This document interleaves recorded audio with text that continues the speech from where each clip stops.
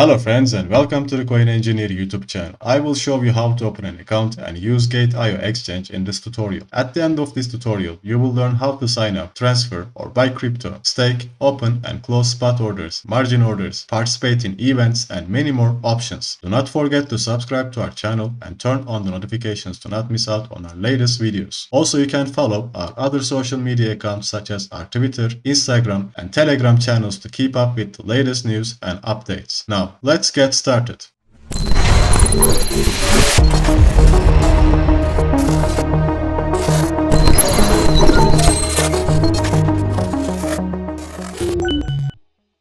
Founded in 2013, Gate.io has strived to provide its users with best trading experience in the last 9 years. In terms of trading volume, Gate.io is one of the top 10 crypto exchanges in the world, and Gate.io supports trading for more than 1,400 cryptocurrencies, and it continuously adds new assets such as Metaverse, Exchange, Meme, and Fun tokens. Let's start with how to sign up. As in every other exchange, you must pay transaction fees for your market orders, and if you sign up with the link you can find below this video, you will receive a discount from those transactions. All you need to do is to click on this link and sign up with your email account or phone number, and make sure that this referral box is not empty. After signing up, our first task is to complete our KYC process. Each centralized exchange must verify its users to prevent money laundering and other criminal activities. To do that, we need to click on this profile icon and select KYC identification. Customer ID verification has 3 different stages.